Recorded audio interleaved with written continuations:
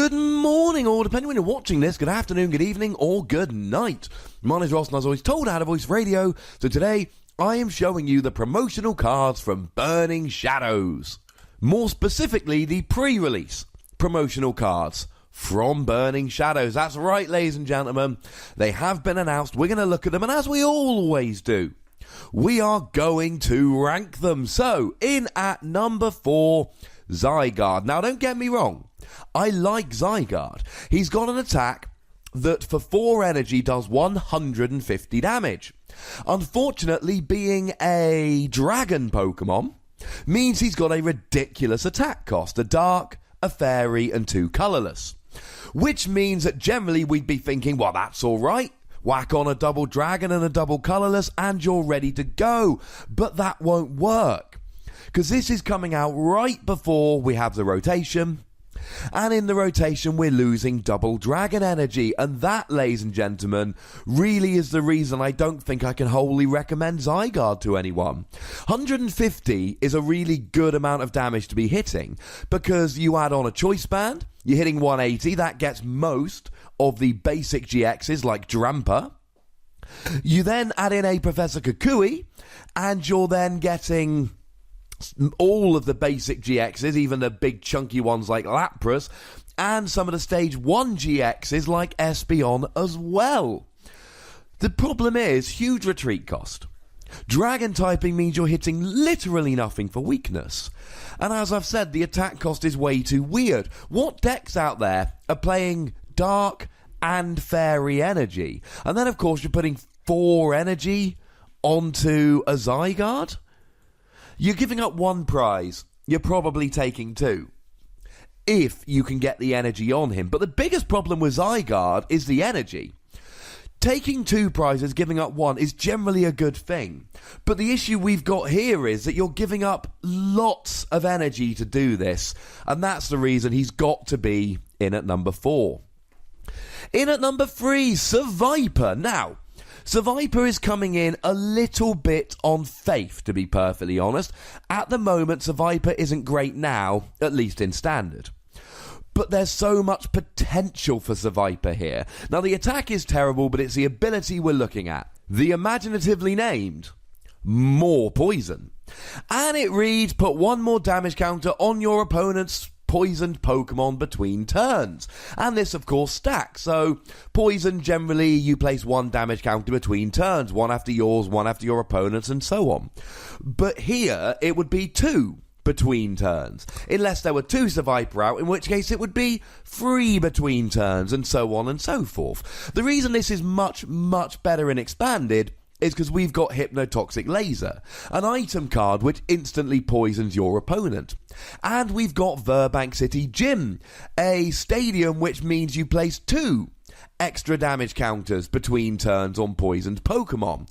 So now, in theory, with Burbank City Gym and 4 Seviper in play, you're actually doing 7 damage counters between turns with poison. And that can, of course, be done with a Hypnotoxic Laser. So certainly, I can see in Expanded playing a deck, something simple, a basic attacker for 1 energy, something like Seismitoad, for instance, with just Hypnotoxic Laser, Burbank City Gym, and 4 Seviper. Because, of course, if you're doing 7 damage counters between turns with poison, this has an awful lot of potential.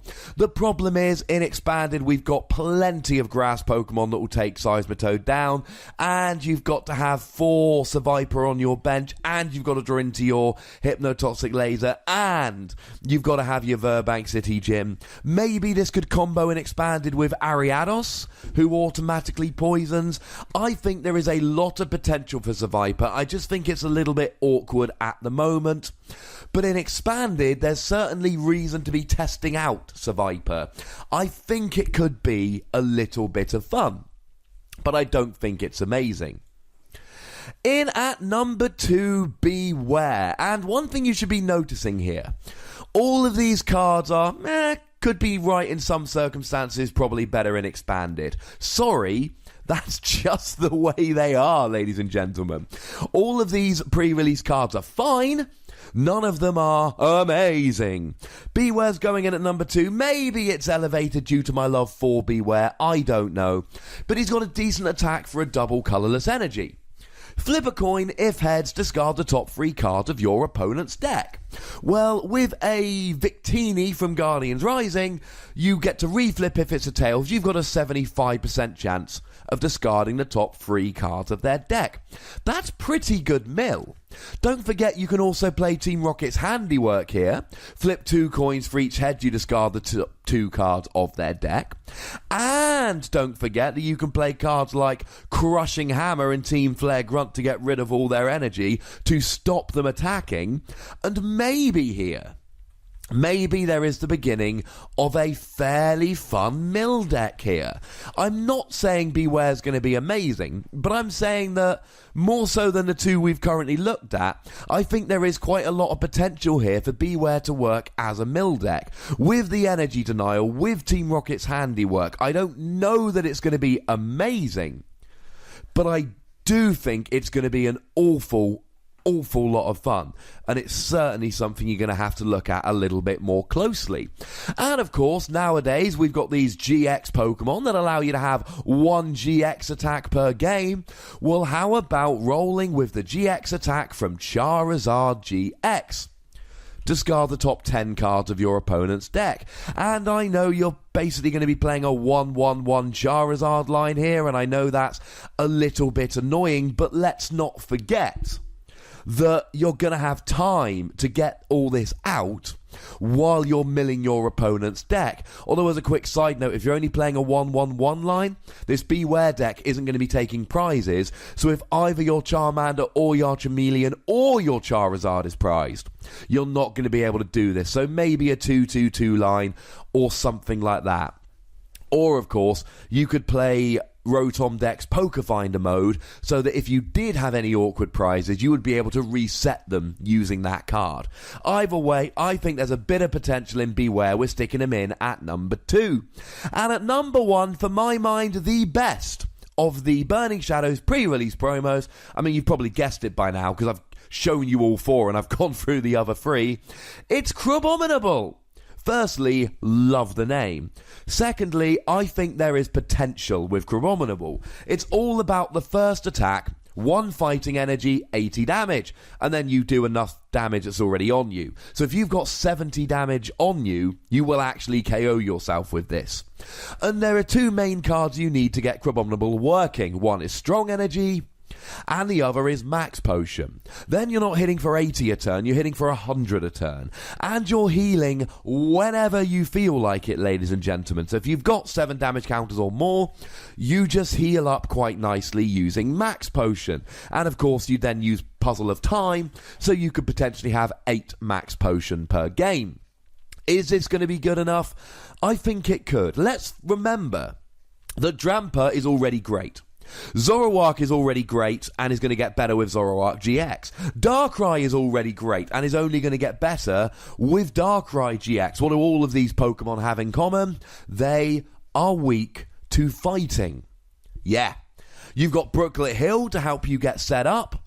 And as long as you can just get your Crabominables going here, and Octillery certainly is something to bear in mind, you can just be hitting 100 a turn. Now, yes, you're going to be overly reliant on Strong Energy, but you can use both Energy Lotto to find it, and you can use Special Charge to get it back. Persimmon copes well enough with 4 double colourless energy, and I think it could be a very, very fun deck here. 2-hit KOing GXs, especially with Choice Band when you're hitting for 130. 1-hit KOing anything fighting weak. 1-hit KOing most non-GX Pokemon. The biggest issues for Crabominable are firstly that you're only doing 100, so Garbodor is going to be an issue. You can use Professor Kukui, but are you really going to be able to use it every turn?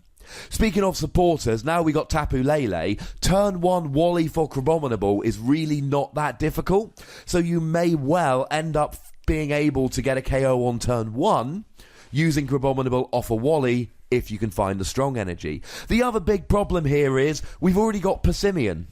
Persimmon's a basic that attacks for 1 special energy. Now Crabominable is a stage 1, and it's got more HP, and it's not quite so worried about having many different Pokemon on the bench. But it's a stage 1, which means you could end up with no Crabominables out. I will leave it up to you. But that, ladies and gentlemen, is my official ranking of the Sun and Moon Burning Shadows promo cards. I think they're all pretty cool, but I do think Crabominable and Bewear are better than the others. But if you disagree, that's what the comment section is there for. Go nuts, be nice. Make sure you like this video, subscribe to this channel, follow me on Twitter @TheWassy. And if you want some live PTCG radio action, you can find it at twitch.tv/PTCGRadio. If you want to support the channel, you can do so at patreon.com/PTCGRadio. There is a bonus pod recorded and ready to go if you want to go and support. Other than that, the most important thing as always is to look after yourselves until next time. Thank you very much for watching. My name's Ross and you've been watching PTCG Radio.